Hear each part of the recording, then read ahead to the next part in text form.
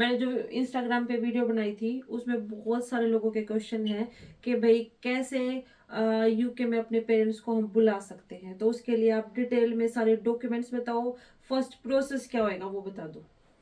भाई visit visa के लिए ना जो है, एक तो ये डिपेंड करता है कि आप बुला किसको रहे हो। जैसे पेरेंट्स को बुला रहे हो, ठीक है, उनका प्रोसेस तो सेम ही है, लेकिन आप क्या क्लैरिफाई जो फाइल में करते हो वो चीजें डिफरेंट हो जाती है। जैसे अगर आपका यंग सिस्टर है, यंग ब्रदर है, कोई 20-25 साल का भाई है, बहन है, कोई 30 साल का है भाई बहन है, उसके लिए थोड़ा सा आपको बहुत सारी चीजों का ध्यान रखना पड़ता है, उसका थोड़ा मुश्किल हो जाता है। अगर पेरेंट्स को आप बुला रहे हो तो उनका आसान हो जाता है। लेकिन मैं आपको किन चीजों का ध्यान रखना है सारे उसमें मैं आपको बताता हूँ। तो मेरा क्वेश्चन है कि भाई उसमें आपको कौन से डॉक्यूमेंट्स यूज करने हैं पेरेंट्स के लिए। अगर आप स्टूडेंट है या फिर कोई वर्किंग वीजा पे है या फिर कोई सेटल है तो उसके अकॉर्डिंग कोई डॉक्यूमेंट्स चेंज होगा या सेम ही प्रोसेस होगा। डॉक्यूमेंट्स सारे सेम ही होते हैं, लेकिन उसको प्रेजेंट कैसे करना है उसमें थोड़ा सा डिफरेंस आ जाता है। For example let's say parents parents की बात करते हैं, ठीक है।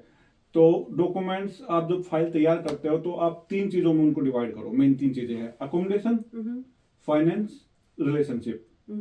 अकोमोडेशन, आप जब फाइल लगाते हो तो सबसे पहले आपको ना अकोमोडेशन दिखाना होता है कि आपके जो पेरेंट्स आएंगे वो रहेंगे कहाँ।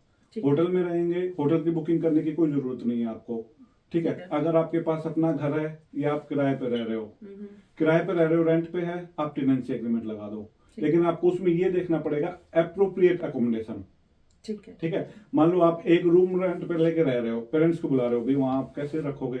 कई स्टूडेंट है, नए नए आए हैं, शेयरिंग में रह रहे हैं। मान लो 1 बेडरूम 2 बेडरूम फ्लैट में 3 लड़के रह रहे हैं, 4 लड़के रह रहे हैं, 2 लड़के रह रहे हैं, शेयरिंग है, तो वो अप्रोप्रिएट अकोमोडेशन में नहीं आता फिर, कि भाई उनके लिए तो जगह है ही नहीं, ठीक है। तो उसमें आप क्या कर सकते हो, मान लो आप शेयरिंग में रह रहे हो तो फिर होटल की बुकिंग दिखा दो, एयरबीएनबी पे या booking.com पे जाओ, फ्री में बुकिंग हो जाती है, वीजा लगने के बाद कैंसिल कर दो, जरूर नहीं आपको करनी है, ठीक है। लेकिन अगर आपके पास खुद का टेनेंसी एग्रीमेंट है, लेट्स से आप कपल हो, ठीक है, 2 बेडरूम फ्लैट आपने किराए पे लिया हुआ है, तो आप टेनेंसी एग्रीमेंट लगाओगे कि भाई ये 2 बेडरूम फ्लैट हमारे पास है, हम इधर मेरे पेरेंट्स रहेंगे, ठीक है। तो उसमें आपका होगा टेनेंसी एग्रीमेंट। कोई भी यूटिलिटी बिल, गैस का, बिजली का, काउंसिल टैक्स का। फर्स्ट हो गया टेनेंसी एग्रीमेंट। हाँ, मैं अकोमोडेशन डॉक्यूमेंट्स की बात कर रहा हूँ। टेनेंसी एग्रीमेंट होगा, ठीक है, यूटिलिटी बिल होगा, गैस का, बिजली का कोई भी, हाँ काउंसिल टैक्स बिल होगा, ठीक है, इनफ है, इनफ है, ठीक है। हाँ जी। फिर उसमें जो है, अगर आपका आपका खुद का घर है तो आप उसमें रजिस्ट्री लगा दो। जैसे आप जब ट्रांजैक्शन कंप्लीट करते हो, घर बाई करते हो, तो सोलिसिटर आपको 3-4 पेज की रजिस्ट्री भेजता है ट्रांजैक्शन कंप्लीट होने के बाद। वो 3-4 पेज की होती है, उसमें आपका एड्रेस और सारा कुछ लिखाता है। वो रजिस्ट्री लगा दो, यूटिलिटी बिल लगा दो, ठीक है। ये तो आपका होगा अकोमोडेशन तो का। अभी आप बताएं कि जो के पेरेंट्स के कौन से डॉक्यूमेंट्स लगाए, पेरेंट्स या ब्रदर सिस्टर जिसका भी हम अप्लाई करें उनके हाँ, क्या पेरेंट्स के डॉक्यूमेंट्स हम यूज करें। मैं आपको बताता हूँ, वो पेरेंट्स की कैटेगरी में आएंगे हम फाइनेंस पे। वो अप्लीकेंट के भी और जो स्पॉन्सर कर रहा है उसके भी, ठीक है। अकोमोडेशन के तो ये हो गए। अकोमोडेशन के आपको पेरेंट्स के कोई अकोमोडेशन का इधर का कुछ नहीं लगाना, सिर्फ आपने अपना टेनेंसी एग्रीमेंट होगा, रजिस्ट्री है तो रजिस्ट्री होगी। अगर कुछ भी नहीं है, शेयरिंग में रह रहे हो तो होटल बुकिंग करवा लो, और यूटिलिटी बिल जो बुला रहा है ये उसके डॉक्यूमेंट्स, ये उसके अकोमोडेशन में, ठीक है। जो इंडिया में है जिनको हम बुला रहे हैं वो तो हो गए अप्लीकेंट, उन्होंने अप्लीकेंट लगानी है, एप्लीकेशन लगानी है, ठीक है। जो यहाँ पे बुला रहा है वो हो गया स्पॉन्सर, ठीक है, ठीक है। तो हम ऐसे बात करेंगे, जो बुला रहा है वो स्पॉन्सर, जो जिसका वीजा लगेगा वो अप्लीकेंट हो गया, ठीक है। तो अकोमोडेशन में हमने स्पॉन्सर के डॉक्यूमेंट्स बता दिए, ठीक है। अब मेन जो चीज आती है वो आती है फाइनेंस। आप फाइनेंस कैसे दिखाने हैं, ठीक है। फाइनेंस में डिफरेंस आ जाता है, आप पेरेंट्स को बुला रहे हो या फिर यंग एज का भाई बहन है 20-25-30 एज में, उसमें वहां पे डिफरेंस आता है थोड़ा। क्या डिफरेंस आता है, अब पेरेंट्स को, लेट्स से पेरेंट्स को आपने बुलाना है तो फाइनेंस में आपने पेरेंट्स के क्या फाइनेंस दिखाना है। एक तो उनके पास अकाउंट में कोई 4-5 लाख रुपए, आप 5-6 लाख रुपए आप कम से कम डालो उनके अकाउंट में, 4-5 लाख रुपए, ठीक है। और कई लोग ये गलती करते हैं, अगर पैसे उन्होंने नहीं डाल रखे, भाई सबने इन्वेस्ट कर रखा है, किसी ने कहीं, किसी ने नगद नहीं भी आपने डाल रखे, कोई एफडी वगैरह नहीं है, तो वो गलती ये करते हैं कि वो वीजा लगवाने से 10 दिन पहले अकाउंट में, ठीक है जी, सब ये कहते हैं 4-5 लाख रुपए होने चाहिए, 10 दिन पहले अकाउंट में डाल देते हैं। भाई वो आपकी फिर इंटेंशन दिखती है कि ये किस इंटेंशन से डलवाए, वीजा लगवाने के लिए डलवाए ये पैसे, तो वो फिर उसमें वो रेड फ्लैग है, आप ऐसा ना करें कि 10 दिन पहले रिजेक्शन के चांसेस वो रेड फ्लैग है। मैं ज्यादा रेड फ्लैग होता है बोल रहा हूँ, उसका मतलब ये है कि उसमें रिजेक्शन के चांस बढ़ जाते हैं। फिर वो ठीक उनको है। कहीं भी वो रेड फ्लैग देखते हैं कि कहाँ पे रेड फ्लैग है, और वो जितने ज्यादा रेड फ्लैग होंगे उतने ज्यादा आपके चांस है फाइल के रिजेक्ट होने के। तो आप कम से कम 6 महीने पहले डलवाएं। ठीक है। ठीक है। वैसे 3 महीने की स्टेटमेंट चल जाती है, लेकिन 6 महीने की स्टेटमेंट आप देते हो वो ज्यादा अच्छी है। तो At 6 least महीने 6 पुराने month का फंड होने होना चाहिए। चाहिए। जब आप स्टेटमेंट निकाल के होम ऑफिस को देते हो यूकेवीआई को, तो उसमें वो डले हुए ट्रांजेक्शन नहीं दिखनी चाहिए कि फ्ला डेट को डलवाई थी, वो पहले ये दिखनी चाहिए कि पहले से अकाउंट में है। तो 6 महीने पहले एफडी करवा दो, ज्यादा अच्छा है। एफडी नहीं है तो वैसे नकद डलवा दो। ठीक है। ये तो उनके फंड्स के फंड्स, उसमें फंड्स आ गए। ठीक है। फिर उन पेरेंट्स के नाम पे जो भी प्रॉपर्टी है, ठीक है। कोई भी प्रॉपर्टी है, घर है, खेत जमीन है, कोई कोई Agriculture बिजनेस कोई है, भी कोई जमीन रेंटेड होगी, प्रॉपर्टी है, है। तो उसके डॉक्यूमेंट्स आप अगर हिंदी में रजिस्ट्री है तो उसको इंग्लिश में ट्रांसफर करवा के वो डॉक्यूमेंट सारे लगाने हैं। ठीक है। ठीक है। लेकिन उस पेरेंट्स का ज्यादा टेंशन नहीं लेनी कि भाई यार कोई प्रॉपर्टी नाम नहीं है या है, ज्यादा 4-5 लाख रुपए आप डलवा दो अकाउंट में, वो इनफ होता है, ज्यादा उसमें सिरदर्दी नहीं है। अगर कम भी है, 3 लाख भी है तो भी चल जाएगा, लेकिन इतना तो हो, 3 लाख तो हो। इतने बाकी हाँ, प्रॉपर्टी आपने जो भी आपकी इंग्लिश में आप ट्रांसफर करवाओ, जो भी आपकी रजिस्ट्री है नोटरी से रजिस्टर करवाओ, और वो प्रॉपर्टी के डॉक्यूमेंट्स हो प्रॉपर्टी के गए। डॉक्यूमेंट्स होने फिर चाहिए। उनका ऑक्यूपेशन क्या है भाई, ठीक है। मान लो मदर घर पे है, ठीक है, फादर काम कर रहे हैं अभी भी, तो जो भी काम कर रहे हैं अगर तो वो एम्प्लॉयड है तो आपको 3 महीने की पे स्लिप उनकी लगानी पड़ेगी। 3 महीने की पे स्लिप लगानी पड़ेगी। जहां पे काम कर रहे हैं वहां से एक हॉलीडे लेटर लेना पड़ेगा कि भाई मैं हॉलीडे पे जा रहा हूँ, इनको कोई ऑब्जेक्शन नहीं है कि इतने दिन की छुट्टी है। मान लो आप 6 वीक के लिए प्लान कर रहे हो, 8 वीक के लिए प्लान कर रहे हो, बेशक आप चाहते हो कि वो रहे आपके साथ 4 महीने 5 महीने, लेकिन आपने एप्लीकेशन में ये नहीं बोलना कि भाई 5 महीने रहेंगे। आप एप्लीकेशन में सिर्फ 6 वीक का दिखाओ, 8 वीक का दिखाओ। 6 वीक, 4 वीक, 6 वीक बहुत हो जाता है, लेकिन वीजा लगने के बाद आपकी मर्जी है, 6 महीने तक जितने दिन आप रहो उसमें कोई इशू नहीं है। लेकिन आपने बोलना 6 वीक का है, 4 वीक का है, क्योंकि छुट्टी वगैरह भी कोई 6 महीने की कोई थोड़ी छुट्टी दे देगा। टोटल ड्यूरेशन कितनी होती है इसकी विजिटर वीजा की? विजिटर वीजा की 6 महीने की होती है। 6 आप एक बार month के वीजा लिए आ लगने सकते के बाद 6 महीने तक आप उसमें Stay कर सकते हो। स्टे कर सकते हो। लेकिन आपने कितने दिन करना चाहिए, और 2 साल 5 साल का भी होता है, उसमें 1 साल में कितने दिन रख सकते हो, वो एंड में मैं बताता हूँ आपको। ठीक है, एक बार डॉक्यूमेंट्स क्लियर होने तक। तो फाइनेंस के ये डॉक्यूमेंट्स प्रॉपर्टी के हो गए हमारे। हाँ जी। बैंक स्टेटमेंट बैंक होगी, स्टेटमेंट होगी। एम्प्लॉयड है तो 3 महीने की बैंक स्टेटमेंट, बिल्कुल। एम्प्लॉयर से लेटर, और वो आपके अकाउंट में दिखनी चाहिए कि सैलरी आ रही है। ठीक है। पे ठीक है, स्लिप होनी चाहिए। हाँ, सैलरी स्लिप होनी चाहिए उसमें। ठीक है, अपने इंडिया में सैलरी स्लिप बोल देते हैं, यहाँ पे पे स्लिप बोलते ठीक हैं। है। और चौथी चीज जो है आपका, अगर वो सेल्फ एम्प्लॉयड है, जैसे इंडिया में बोलते हैं कि भाई आप खुद का काम कर रहे हो, बिजनेस कर रहे हो, या खुद का काम कर रहे हो, छोटा मोटा कोई काम कर रहे हो, मान लो बड़ा कोई बिजनेस नहीं है, कंपनी रजिस्टर नहीं है, जिससे आपकी इनकम हो रही है, कोई भी हाँ, बिजनेस, तो कोई वो भी इनकम जो है आपको आपके अकाउंट में आनी चाहिए, कि अकाउंट में हर महीने ट्रांजैक्शन हो रही है। ये नहीं है कि आप भाई कैश में पैसे आ रहे हैं तो भाई आप ये बता दो कि मैं तो इतना कमाता हूँ। वो अकाउंट में पैसे ट्रांजैक्शन होनी चाहिए। और ये चीज जो यंग एज में होते हैं ना, 20 साल 25 साल 30 साल, वहां पे ज्यादा मैटर करती है, पेरेंट्स के में इतना मैटर नहीं करेगी।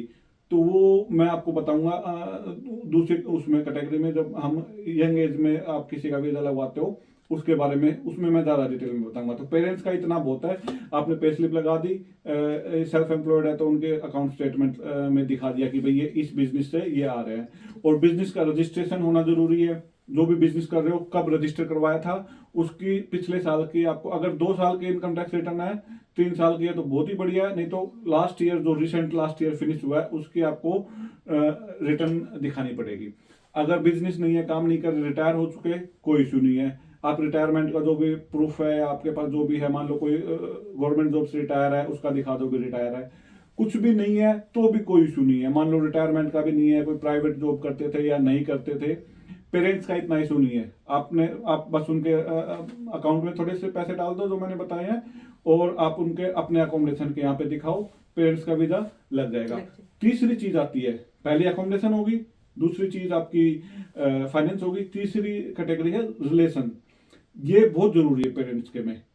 यंग एज में किसी का लगवाते हैं तो फाइनेंस की कैटेगरी ज्यादा जरूरी है, इसमें रिलेशंस की, क्योंकि उनको कई बार ये लगता है कि भाई पेरेंट्स अकेले हैं उधर, इधर आएंगे तो इधर ही रह जाएंगे। बिल्कुल। ठीक है, तो आपको बैक होम टाइज दिखानी पड़ती है। मान लो आपका कोई और रिलेटिव है, भाई है, बहन है, उनके बच्चे हैं, तो आप फाइल में लिख सकते हो कि भाई ये इनके उनके कोई फोटो वोटो भी लगा सकते हो, उनके कोई डॉक्यूमेंट्स भी लगा सकते हो कि भाई मेरे भाई के बच्चे हैं, मेरा बहन है, ये उधर रह रहे हैं, तो इनकी इंटेंशन सिर्फ यहाँ पे 4-6 महीने के लिए घूमने की है, फिर ये वापस चले जाएंगे। तो वापस जाएंगे उसकी इंटेंशन आप कैसे दिखाओगे?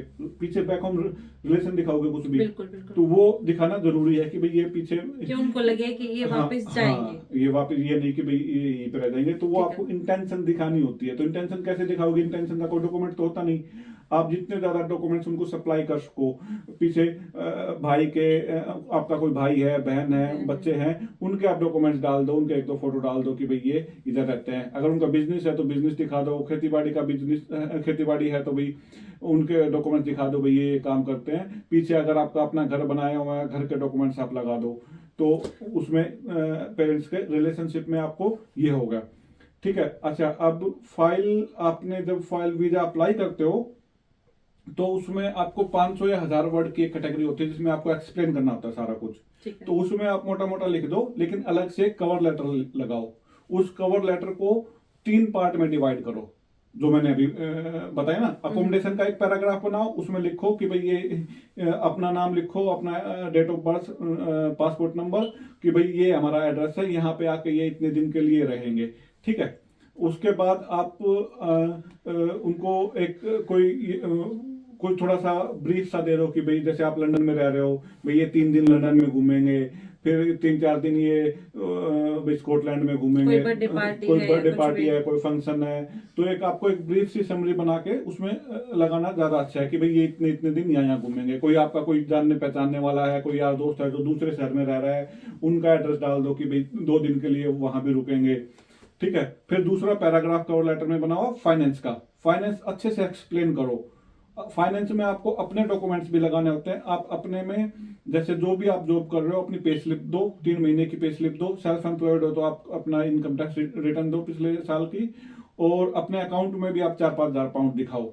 ठीक है। और पेरेंट्स के लिए आप ये कह सकते हो कि भाई वो ये पूछते हैं कि भाई आप खर्चा कौन करेगा, टिकट वगैरह का सारा कुछ। एक्सपेंस तो उसमें आप अपना नाम अपना डालो कि भाई मैं खर्चा करूंगा, मेरे पेरेंट्स हैं, मैं बुला रहा हूं, तो उसके लिए आपके पास फंड होने चाहिए। वो ज्यादा रीजनेबल लगता है उसमें फाइल में। तो उसमें फाइल में दिखाओ कि भाई इनके, वो पूछते हैं कि भाई कितना खर्चा आप एक्सपेक्ट कर रहे हो कि इस ट्रिप पे कितना खर्चा लगेगा। तो मैं तकरीबन डालता हूँ, जैसे मैं मम्मी को बुलाता हूँ 2-1 हजार पाउंड। अच्छा, भाई मम्मी के ठीक लिए है, इतने क्योंकि सारे। भाई वो हमारे घर पे रह रही है तो वो कोई लास्ट खर्चा टाइम है तो नहीं, हमने बस 2 आने इयर्स जाने का का अप्लाई खर्चा। किया था मम्मी के लिए, लास्ट ईयर तो। हाँ, लास्ट ईयर 2 ईयर का अप्लाई किया था। अभी है 6 मंथ अब का की है। बार 2 ईयर में मम्मी आई एक बारी थी, तो अब की बार 10 6 ईयर मंथ भी अप्लाई कर सकते हैं इसमें, 10 ईयर का भी है ना। 6 मंथ, 2 ईयर, 5 ईयर और और 10 ईयर। 10 ईयर्स का। लेकिन उसमें होता ये है कि 10 ईयर में भी आप, ऐसा नहीं 10 साल का लग गया तो आप कितने दिन रहो। आप एक बार जब भी आते हो, आप सिर्फ 6 महीने रह सकते हो, 6 मंथ 180 डेज। ठीक है। 180 डेज से ज्यादा आप नहीं रह सकते। हाँ, लेकिन फिर वापस चले जाओ, फिर 1-2 महीने रुक के फिर आप दोबारा आ सकते हो। अगर मान लो 10 साल का लगवा लिया, 6 महीने आप 5 महीने 5.5 महीने इधर रह गए, वापस चले जाओ, फिर आप 1-2 महीने बाद वापस आ सकते हो। लेकिन उसमें इंटेंशन ये नहीं होनी चाहिए आप वापस आए, 15 दिन 6 महीने रुके, चले गए, 15 दिन बाद फिर वापस आ गए, ठीक है। लेकिन ऐसे अगर आपने 3-4 बार किया तो फिर आपको वो एंट्री डिनाई कर सकते हैं एयरपोर्ट पे कि भाई आपकी तो इंटेंशन यहाँ पे रहने की, आपने, आपका तो रेजिडेंस हो गया एक तरह से। मान लो आप 2 साल में 15-15 दिन 4 बार बाहर रहे और इधर आ गए, कहेंगे ये तो फिर फेयर नहीं है, ये फेयर नहीं है। हाँ। तो फिर उसमें आपको गैप दिखाना होता है। तो ये नहीं है कि 10 साल का वीजा लग गया तो गए, 4 दिन रुके और फिर वापस आ गए। एक आध बार चल जाएगा, लेकिन रिपीटेडली आप 3-4 बार ऐसे करोगे तो फिर आपको वो एंट्री डिनाई कर सकते हैं। एक क्वेश्चन और है मेरा। अभी रिसेंट में क्या हो रहा है कि बहुत ज्यादा ना रिजेक्शन के चांस हो रहे हैं। ज्यादातर तो इंडिया, पाकिस्तान, बांग्लादेश, ज्यादा एशियन कंट्रीज है या फिर अफ्रीकन कंट्रीज के भी बहुत ज्यादा रिजेक्शन आ रहे हैं टूरिस्ट वीजा पे। क्यों आ रहे हैं? रिजेक्शन का क्या रीजन है? रिजेक्शन का यही है ना भाई, आप लोग ये सोचते हैं कि भाई टूरिस्ट वीजा एप्लीकेशन फाइल भर दी, ठीक है भाई, पेरेंट्स है भाई और सबके आ रहे हैं, ऐसे ही लग हमारे भी आ जाएगा। जाएंगे, हाँ, हाँ। तो वो इन चीजों का जो मैं बारीकी बता रहा हूँ, फाइनेंस वगैरह का, अकोमोडेशन का, इनका वो ध्यान नहीं रखते ना, कि वो मान लो उसने यहाँ पे बोला जी मैं काम कर रहा हूँ, ठीक है, ठीक अब है। काम वो मान लो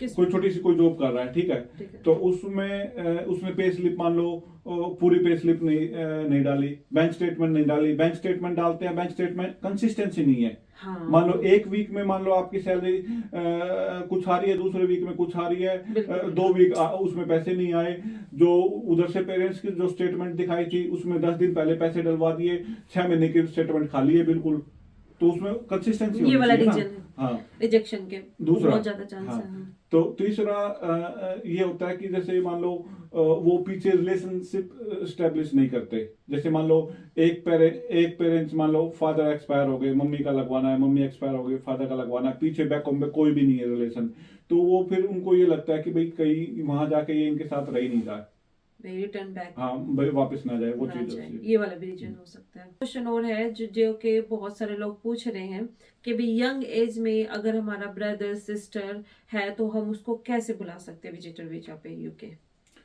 देखो यंग प्रोसेस तो सेम वही है, ठीक है, ठीक है। लेकिन यंग एज में होता क्या है कि जैसे मान लो आपका छोटा भाई है, हम्म। ठीक है, बहन है, तो 20-25 साल की एज में जब आप टूरिस्ट वीजा लगवाते हो ना किसी का, यहाँ पे आप स्पॉन्सर करते हो, तो उसमें उनको ये होता है कि भाई ये वहां पे जाके वापस नहीं आएगा, ठीक है।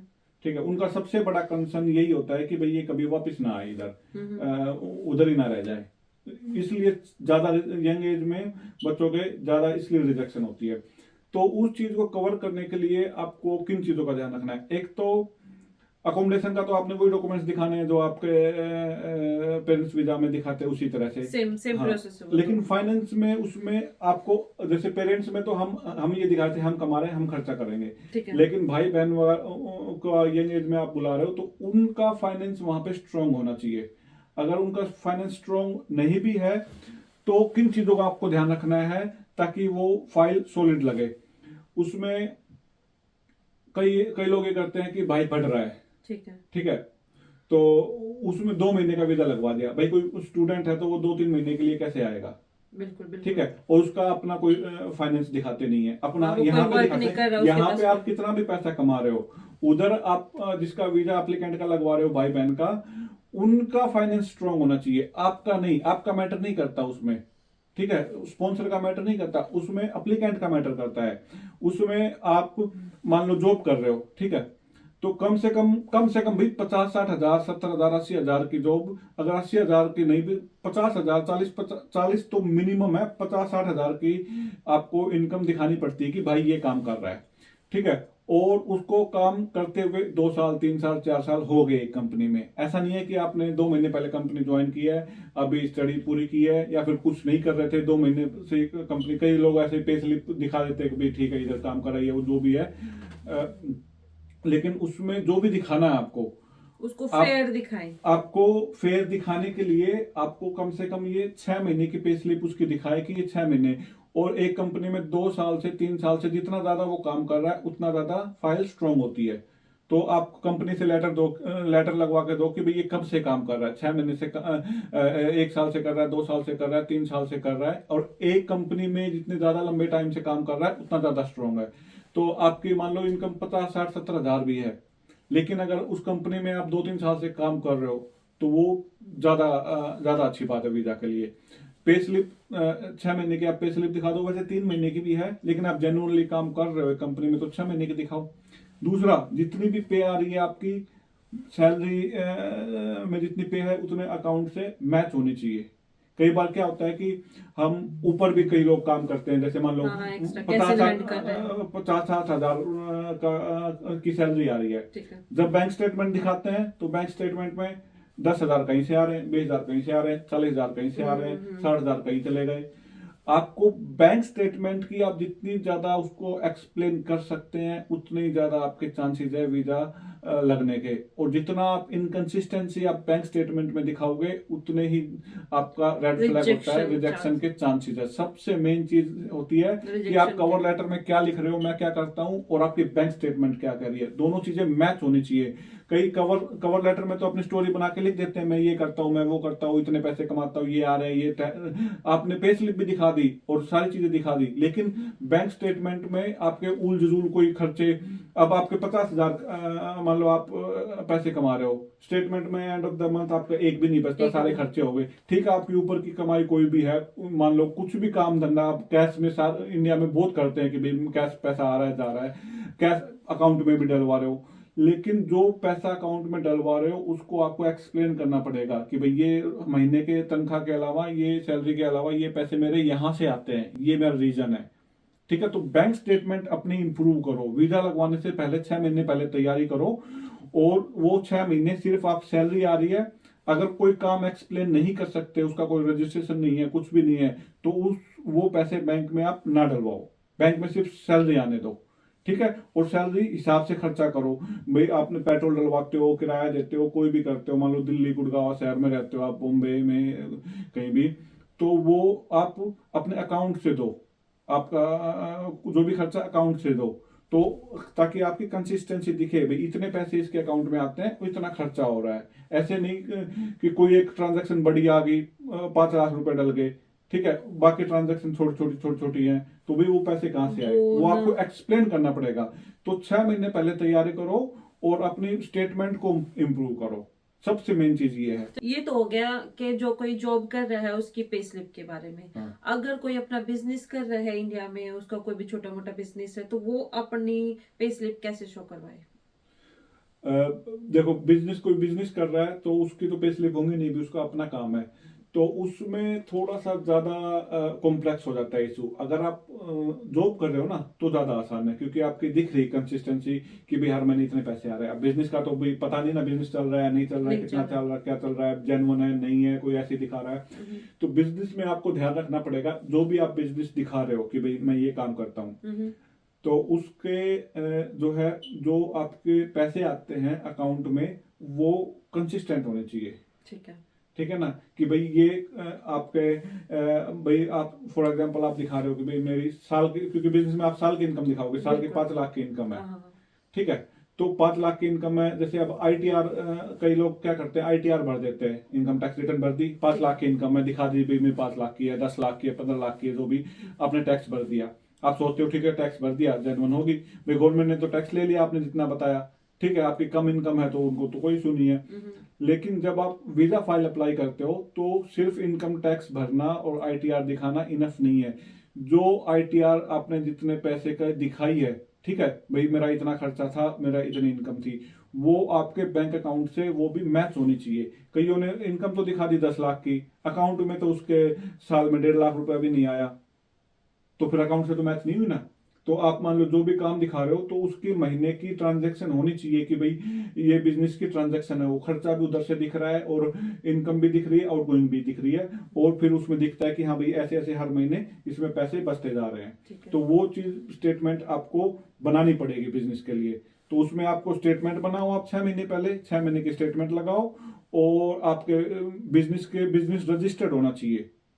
ठीक है, ऐसे नहीं कि कोई भी आपने बिजनेस दिखा दे। बिजनेस रजिस्ट्रेशन का आपका जीएसटी वगैरह का रजिस्ट्रेशन है, वो आपका बेस कहाँ पे है, उसके डॉक्यूमेंट्स, टेनेंसी एग्रीमेंट, जो भी अपना दुकान के जो भी डॉक्यूमेंट्स वगैरह है, वो किराए विराए के किराए पे ले रखी है अपनी है, वो आप सारे बिजनेस डॉक्यूमेंट दिखाओ। से हाँ, ये तो क्लियर वो कर। जितने ज्यादा आप डॉक्यूमेंट्स उसको सप्लाई कर सको, और कितना बिजनेस कितना पुराना है, ठीक है, बिजनेस से आगे आपको क्या उम्मीद है कि भाई बिजनेस ग्रो कर रहा है, ठीक है, और वो सारी चीजें आपकी बैंक अकाउंट से मैच होती हो। ठीक है, और उसमें इसमें भी आप यंग एज में भी जिनका वीजा लगवा रहे हो उनके भी अकाउंट में पैसे होने चाहिए, जितने ज्यादा हो, 7-8 लाख 10 लाख हो तो बहुत ही बढ़िया है। लेकिन वो 7-8-10 लाख ये नहीं, वही फिर महीना पहले आपने पैसे डलवा दिए वीजा लगवाने के लिए, उसकी बिजनेस की जो इनकम वो दिखा रहा है उसके हिसाब से जितनी रीजनेबल सेविंग बनती है, भाई किसने इनकम दिखा दी 5 लाख की, भाई मेरी 5 लाख साल की इनकम है, उसके अकाउंट में डाल दिए, ठीक है भाई मैं अपने भाई को बुला रहा हूँ, आपने 20 लाख रुपए उसके अकाउंट में डाल दिए। 20 लाख रुपए कैसे एक्सप्लेन करोगे भी कहाँ से आए 20 लाख? आप ये थोड़ी बोलोगे कि भाई ये भाई ने दे दिए, मम्मी ने दे दिए, चाचा ने दे दिए, या भाई मैं स्पॉन्सर कर रहा हूँ मैंने दे दिए।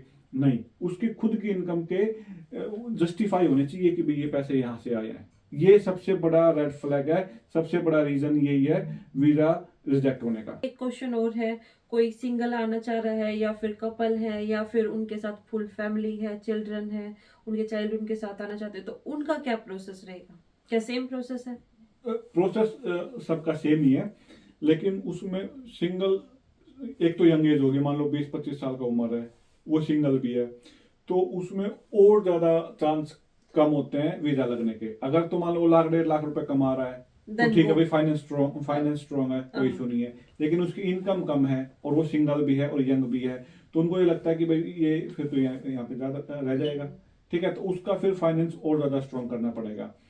कपल है, कपल दोनों मान लो दोनों काम कर रहे हैं, दोनों 50-50 हजार रुपए कमा रहे हैं, 60-70-80 हजार रुपए कमा रहे हैं, 40-50, तो उनके ठीक है, उनके ज्यादा चांस है वीजा लगने के। लेकिन कई बार क्या होता है, फैमिली वाले में ये होता है, मान लो आपके 2 बच्चे हैं या 1 बच्चा है, कपल हो, तो उसमें अगर फाइनेंस आपके स्ट्रांग नहीं है तो आपका रिजेक्शन होने के बहुत ज्यादा चांसेस हैं, क्योंकि उनको ये लगता है कि भाई आप पूरी फैमिली जा रहे हो, ठीक है, आपका बच्चे भी जा रहे हैं, आप भी जा रहे हो, स्टूडेंट वीजा पे आप वापस नहीं भी आओगे तो आपके पीछे तो कोई नहीं बचा ना, कोई नहीं है, तो उसके फिर ज्यादा में भी वो सेटल चांस होगा। होने के। हाँ, उसमें ये है, उसमें आप कोशिश करो, अगर आप बच्चे हैं तो एक एक भाई या तो हस्बैंड लगवा ले या वाइफ लगवा ले, हस्बैंड लगवा ले, वीजा जैसे जो लेटर वगैरह कंपनी के चाहिए, जो भी चाहिए वो सारा कुछ तैयार करके अपने अकेले की फाइल लगवाए, ठीक है। विजिट वीजा लग गया, आए इधर, एक बार घूम जाए, टाइम से जितने टाइम के लिए बोला था उतने टाइम से वापस चला जाए, फिर दोबारा आप जो है पूरे फैमिली का वीजा लगवाए, क्योंकि आपकी एक बार हिस्ट्री बन गई, आप वीजा के हिस्ट्री वापस हो आ गई, गए, हाँ, ठीक है, ये फिर दोबारा टूरिस्ट फैमिली की वीजा। ट्राई करो। शुरुआत में ही फैमिली की ट्राई मत करो, पूरी फैमिली रिजेक्शन के रिजेक्शन के पूरे पूरे उसमें चांस है, अगर फाइनेंस स्ट्रॉन्ग नहीं है। मैंने बुलाया था, मेरा भाई जो है मेरे से 2-3 साल बड़ा है, तो उसका मैंने इधर कुछ 6 स्पॉन्सर month करके 6 महीने का, वो 6 महीने आया था, वो 2-3 महीने रह के गया है, इसी तरह से सारे डॉक्यूमेंट्स वगैरह ये जो मैं आपको बता रहा हूँ, ये डॉक्यूमेंट्स मैंने लगाए थे। मम्मी मेरी आती जाती रहती है हर 6 महीने, 5-5.5 महीने रुकती है, फिर जाके 2-3 महीने 4 महीने उधर इंडिया में रुक जाती है, फिर वापस आ जाती है। अब रखने को तो मैं फिर 15 दिन इंडिया, अब वापस परसों जाएगी मम्मी, 15 दिन के बाद दोबारा वापस बुला सकता हूँ वीजा लगवा के, लेकिन उसमें दिक्कत ये है कि फिर 2-3 बार अगर ऐसे जल्दी जल्दी आएगी तो कल को वो डिनाई कर सकते हैं। अगर किसी ने अपना वीजा अप्लाई किया था, टूरिस्ट वीजा, और उसमें रिजेक्शन आ गई, तो अब वो क्या करे? वो दोबारा अप्लाई करे या फिर किसी और कंट्री के लिए ट्राई करे? उसको क्या करना चाहिए? देखो, वीजा अगर रिजेक्ट हो गया तो पहले तो ये देखना पड़ता है कि उसका रीजन क्या हुआ है, ठीक है, किस रीजन से, भाई वो यहाँ स्पॉन्सर के डॉक्यूमेंट्स के किसी वजह से हुआ है, या फिर उसके अपने फाइनेंस, मेन तो फाइनेंस होता है उसमें, फाइनेंस का, और तीसरा बैक होम टाइज, कि भाई फाइनेंस भी अच्छा है लेकिन वो उसके पीछे बैक होम टाइज इतनी स्ट्रांग नहीं है, उनको लगता है पीछे कोई है नहीं, तो वो यहाँ पे आके वापस रह जाएगा, रिजेक्शन तो के ये चांस रिजेक्शन चांसेस होते हैं। तो कई लोग क्या करते हैं, देखो एक सीधी सीधी बात है, एक तो आप जेन्युइनली किसी को बुला रहे हो, एक कईयों का मकसद ये होता है यार मैं यूके का वीजा लगवा लूं और वहां पे फिर देखेंगे वहां पे रह के किसी तरह भी काम इलीगल होके काम कर लेंगे, या फिर यहाँ से आके एक बार यूके का लग गया तो फिर भाई अमेरिका का लगवा लेंगे, यूएसए चले जाएंगे, यहाँ से यूएसए चले जाएंगे, भाई उस तरह का आपका पर्पज है और आपके फाइनेंस स्ट्रांग नहीं है, तो आपको जो है पहले आप छोटी मोटी 2-3 कंट्रियों में जाओ, ठीक है, आप थाईलैंड चले जाओ, आप मलेशिया चले जाओ, आप बैंकॉक चले जाओ,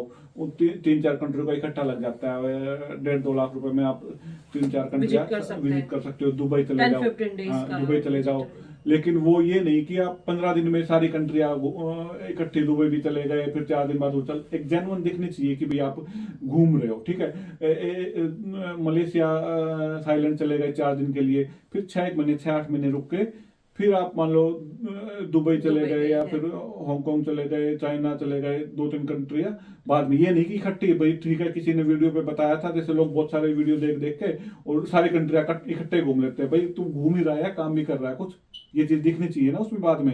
कि भी हाँ हम हाँ, कि हॉलीडे भाई के लिए जनरली जा हॉलीडे रहे के हैं, लिए जा रहे हॉलीडेज हैं, के तो लिए कोई जा रहे कभी भी ऐसे मुंह उठा के कहीं भी चला हैं। गया, ऐसा बोला नहीं जी कि यार 1 मंथ के लिए यार मैं तो परमानेंट 5 कंट्री घूम लिया और मेरा फिर वीजा भी वीजा नहीं रिजेक्शन लग आ रहा। रहा है। भाई हिसाब से होता है सारा काम, ठीक है। तो 2-3 कंट्रियां घूमो, 6-8 महीने का गैप रखो, फिर 2-3 कंट्रियां और घूम लो, छोटे मोटे आसपास, इंडिया के आसपास ही। फिर आप अपने फाइनेंस, अगर आपकी जॉब नहीं भी है, अगर आपने बिजनेस दिखाना है, कुछ भी दिखाना है, तो जैसे मैंने वीडियो में बताया है, पहले 6 महीने बैंक स्टेटमेंट बनाओ, अपने फाइनेंस बनाओ, उसके बाद फिर आप यूके का वीजा ट्राई, यूके का एक बार वीजा लग गया, या फिर आप यूरोप का ट्राई कर लो। फिर आपकी मर्जी है भाई, यूके यूरोप, फिर ऑस्ट्रेलिया का लगवा लो, जो ये यूएसए का मेन लगवा लो। कंट्रीज हैं, हाँ, यूके, तो पर यूएसए। एक हिसाब से फाइल बनानी पड़ती है, बिल्कुल ऐसे नहीं बिल्कुल। कुछ भी। ठीक है, सारी डिटेल हो गई, सारे डॉक्यूमेंट्स कंप्लीट हो गए हैं। अब आप ये बताएं कि ये टूरिस्ट वीजा वो अपने आप अप्लाई कर सकते हैं या किसी एजेंट की जरूरत है, तो इसमें क्या करें? बहुत सारे क्वेश्चन है ये वाले कि हम खुद से अप्लाई कर सकते हैं या हमें कोई एजेंट की जरूरत पड़े, क्योंकि एजेंट ऐसे हैं इस टूरिस्ट वीजा के लिए ही बहुत सारे पैसे ले रहे हैं, जिसमें लगते तो बहुत कम पैसे हैं। बहुत सारे लोग जो वहां पे एजेंट बैठे हैं इंडिया पाकिस्तान में, वो इस चीज का ना एक प्रोफेशन बना रखा है। तो आप बताइए। भाई प्रोफेशन तो उनका काम है ना, प्रोफेशन तो भी वो काम कर रहे हैं। लेकिन अगर आपको पढ़े लिखे हो, एप्लीकेशन फॉर्म वगैरह आपको फिल करना आता है, आपकी सारी चीजें जेन्युइन है, ठीक है, तो आपको किसी एजेंट की कोई जरूरत नहीं है। 110 पाउंड फीस थी, अभी मेरे ख्याल इस साल 134 होगी, मैं अभी देख रहा था, 6 महीने की टूरिस्ट वीजा की, ठीक है। वो फीस आपकी लगती है। अब एजेंट को कोई लाख रुपए दे देता है, कोई 50,000 रुपए देता है, कोई 40,000, कोई 10,000, अलग अलग जगह जैसे बैठे हैं वैसे ही। कोई किसी को फीस देने की जरूरत नहीं है। आपके पास ये डॉक्यूमेंट्स मैंने आपको बता दिए क्या क्या डॉक्यूमेंट्स लगेंगे, एजेंट ने भी वही डॉक्यूमेंट्स लगाने होते हैं, वो कोई घर से डॉक्यूमेंट्स लगाता नहीं है, ठीक है। तो उसमें आपको एप्लीकेशन यूकेवीआई की वेबसाइट पे जाओ, अपना टूरिस्ट वीजा सर्च करो, 6 महीने का आपने अप्लाई करना है। एप्लीकेशन फॉर्म में, एप्लीकेशन फॉर्म में कुछ भी नहीं है। एप्लीकेशन फॉर्म में आपकी जेन्युइन सारी आपके पर्सनल डिटेल डिटेल है। डिटेल आप भाई, आपके डिटेल, आपके पेरेंट्स की डिटेल, आपके ग्रैंडफादर की डिटेल, ग्रैंडफादर कहाँ पैदा हुए थे, पेरेंट्स कहाँ पैदा हुए थे, आप कहाँ रहते हो, स्पॉन्सर जो आपको कर रहा है वो कहाँ रहता है, आप क्या काम करते हो, आपकी कितनी इनकम है, आप कितना एक्सपेक्ट कर रहे हो, भी कितना खर्चा उधर करोगे। और एक 500 या 1000 वर्ड का एक पैराग्राफ होता है उसमें, एप्लीकेशन फॉर्म में, उसमें एक्सप्लेन करने के लिए कि भाई आप कहाँ कहाँ जाओगे, कहाँ कहाँ रुकोगे। उसमें आप अपना फाइनेंस का, एकोमोडेशन का सारा एक्सप्लेन कर सकते हो, ठीक है। एप्लीकेशन फॉर्म आपने भर दिया, ठीक है। उसमें बहुत सारे yes no yes no yes no के क्वेश्चन होते हैं कि बस भाई वो आपको क्लियर आर्मी करना में है। काम किया है क्या, आपने आपने कोई टेररिस्ट ऑर्गेनाइजेशन से जुड़े हुए हो नहीं हो, ये फालतू के सवाल होते हैं 15-20, जो भी yes no tick yes no, tick mark tick करना मार्क है करने हमें। होते हैं, ठीक है। एक और और क्वेश्चन है मेरा भी। एक आपको उसमें कवर लेटर अलग से लिख के जरूर लगाना है। नहीं, अगर कोई किसी को यहाँ पे स्पॉन्सर नहीं कर रहा है यूके में, उसको कोई लोन नहीं है, जस्ट वो ऐसे ही डायरेक्ट यूके टूरिस्ट वीजा पे आना चाह रहे हैं, तो उस सिचुएशन में क्या करें अगर कोई है ही नहीं उसको भाई करने स्पॉन्सर वाला? नहीं है, फिर वहां पे घूम फिर के सारी बात आ जाती है आपकी फाइनेंशियल बैकग्राउंड, ठीक है। कोई स्पॉन्सर नहीं कर रहा आपको, तो भाई आपको जैसे यहाँ पे अकोमोडेशन के लिए आपको होटल बुकिंग करनी पड़ेगी, ठीक है, अपना दिखाओ। लेकिन उसमें आपका फाइनेंस वो स्ट्रांग होनी चाहिए, आपकी बैंक स्टेटमेंट और आपकी इनकम दोनों मैच हो रही है। आप कोई 10-12 लाख 15 लाख की आप एफडी दिखा दो, कोई इन्वेस्टमेंट दिखा दो, आपके नाम पे कोई प्रॉपर्टी है, जितनी ज्यादा ज्यादा आप दिखा सको वो दिखाओ। आपकी इनकम जितनी ज्यादा जेन्युइन दिखेगी फाइल में, उतने आपके बिल्कुल। चांसेस वीजा लगने के चांस ज्यादा है। अगर आपके फाइनेंस इतने स्ट्रांग नहीं है, आप आईटीआर भर के बिजनेस दिखा के करवा रहे हो, बिजनेस रजिस्टर करवाओ उस बिजनेस को, 6 महीने तक उसमें ट्रांजैक्शन इस हिसाब से करो कि जितनी आप इनकम दिखा रहे हो उसके हिसाब से पैसे उसमें आ रहे हैं जा रहे हैं। कम से कम 6 महीने की स्टेटमेंट बनाओ। अगर आप फैमिली के साथ हो, कई लोग सोचते हैं कि भाई फैमिली के साथ पूरा, आप अपने अकेले का लगवाओ पहले, ठीक है, आपका लग जाए, आप आओ वापस चले जाओ, फिर फैमिली का आप ट्राई करो। शुरू में सीधा फैमिली का, अगर पूरी फैमिली का वीजा लगवाओगे, फाइनेंस स्ट्रांग नहीं है, तो भाई उसमें चांसेस कम, बहुत कम हो जाता है। अभी यूं तो जैसे लोग कंपनियों में काम करते हैं, 2-2 लाख रुपए सैलरी कमा रहे हैं भाई, ठीक है, जितने अपर मिडिल क्लास में, उनको कोई इशू नहीं आती। लेकिन ये वीडियो हम उनके लिए बना रहे हैं, अपने भाई, अपने जो हिसाब से, लोग जो मीडियम। भाई लोअर मिडिल क्लास में है, कोई भाई किसी गरीब फैमिली का बच्चा है यार, उसका कहीं भी बात नहीं बन रही, वो चाहता है यार किसी तरह मैं बाहर निकल जाऊं, वैसे तो बहुत पैसे मांग रहे, कोई टूरिस्ट वीजा की ट्राई कर लूं, तो भाई उसमें इन चीजों का आपको ध्यान रखना पड़ेगा। रिजेक्शन के बहुत हाँ बहुत कम चांस होंगे हाँ। अगर आप ये सब चीजें। होप सो आपको सारी की सारी बातें क्लियर हो गई होंगी। ये वीडियो सिर्फ उनके लिए है जिन्होंने अपना टूरिस्ट वीजा अप्लाई करना है। तो मेरे ख्याल से मैंने सारी की सारी बातें क्लियर कर दी हैं। हाँ जी, ये मेरा यूट्यूब चैनल होगा इस पे हम नेक्स्ट जो भी फर्दर वीडियो जाएंगी वो सारी इमिग्रेशन के ऊपर या फिर इंटरनेशनल स्टूडेंट, यही सारी वीडियो इसके ऊपर आएंगी। अगर आप लाइक करते हो तो इसको सब्सक्राइब करें और आगे हम फर्दर यही सब वीडियो लेके आएंगे। अगर आपका टूरिस्ट वीजा के बारे में कोई सवाल है, इंटरनेशनल स्टूडेंट्स के बारे में कि भाई यहाँ पे स्टडी के लिए कैसे आए, क्या क्या तैयारी करनी होती है, क्या कमेंट करें, करना हम होता है, कवर करेंगे। कितनी फीस है यहाँ पे एजुकेशन में, जॉब वगैरह के क्या है। अब बहुत सारे लोग कह रहे हैं कि यार यहाँ पे लोग नए नए बच्चे आए हैं, कहते हैं जॉब नहीं मिल रही, जॉब नहीं मिल रही। भाई जॉब इंडिया से पैसे भेज देते हैं बच्चों को हर महीने, तो जॉब किस लिए मिलेगी भाई? यहाँ पे जॉब भी है, सारे काम है, कैसे जॉब ढूंढनी है कैसे नहीं ढूंढनी है।